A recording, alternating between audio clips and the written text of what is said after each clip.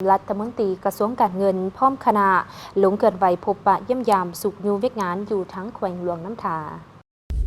ท่านสันติภาพพรหมวิหารรัฐมนตรีกระทรวงการเงินพร้อมด้วยคณะเกิดไหวเยี่ยมยามได้สุขยูเวียกงานอยู่แขวงหลวงน้ำทาโอกาสดังกล่าวท่านได้เข้าพบพันโทคำกิ่งผุยลามณีวงศ์เลขาคณะบริหารงานภาคแขวงหลวงน้ำทาอยู่ห้องหับแขกของว่าการแขวงเพื่อรายงานจุดประสงค์ในการลงเกินไหวครั้งนี้ซึ่งท่านได้ลงเยี่ยมยามสุขยูเวียกงานการพัฒนาเศรษฐกิจสังคมเวียกงานการจัดตั้งปฏิบัติแผนการลงทุนของรัฐประจำปี2026และเวียกงานวิสาสะเพาะของแผนกการเงินแขวงพร้อมนั้นท่านก็ได้พบปะโอ้ล้มพนักงานหลักแหล่งแขนงการเงินแขวงอยู่ที่สโมสรแขวงหลวงน้ำทาโดยมีท่านพูนแก้วเล่าอินรองประธานคณะกรรมการปกครองแขวงบรรดาหัวหน้าแผนกการอ้อมข้างแขวงหัวหน้ากรมห้องกรมหัวหน้าห้องหัวหน้าแขนงการเงินคันแขวงเข้าห่วมปริญญาเอกคำแก้วจันทวงศ์หัวหน้าแผนกการเงินแขวงได้รายงานบรรดามาตรการและแผนจุดสุ่มในการจัดตั้งปฏิบัติแผนพัฒนาเศรษฐกิจสังคมแผนงบประมาณแห่งรัฐปี2026เวียกงานจุดสุ่มการคุ้มครองการเงินแห่งรัฐเป็นทันสมัยซึ่งทานให้ฮู้ว่า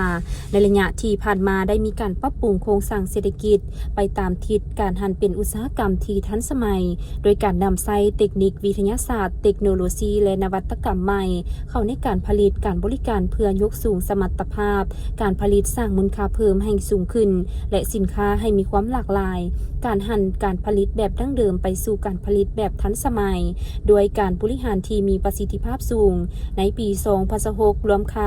วมยอดผลิตภัณฑ์ภายใน GDP ให้บรรลุ 14,371 ตื้อกีบคาดคะเนอัตราการขยายของเศรษฐกิจระดับ 8.7 ส่วนห้อยแขนงกสิกรรมขยายตัวในระดับ 6.9 ส่วนห้อยแขนงอุตสาหกรรมขยายตัว 13.3 ส่วนห้อยแขนงการบริการขยายตัวในระดับ 7.7 ส่วนห้อยภาษีอากรผลิตภัณฑ์ในระดับ 1.2 ส่วนห้อย GDP ต่อหัวคนให้ได้ 3,044 ดอลลาร์ต่อคนสำหรับการลงทุนของรัฐในปี2026แขวงหนองน้ำทาได้รับแจ้งเพดานการลงทุนตามแจ้งการจากกระทรวงการเงินมูลค่า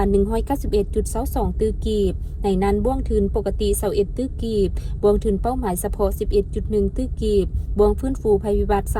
38.51 ตื้อกีบบ่วงสมทบทุนช่วยเหลือเพื่อการพัฒนา ODA 800 ล้านกีบบ่วงจดหับจดจ่ายและลงทุนอื่นๆ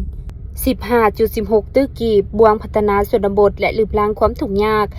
3.72 ตื้อกีบแผนบริมสิทธิ์เก้าเป้าหมายของรัฐบาล 60 ตื้อกีบบวงกล่องทุนทาง 41 ตื้อกีบและเวียกงานอื่นๆที่พ้นเด่นอีกหลายด้านโอกาสดังกล่าวทานสันติภาพพรหมวิหารก็ได้โอ้ล้มจากนั้นทานพร้อมคณะก็ได้เคลื่อนไหวเยี่ยมยามซ้ายแดนด่านหางไห้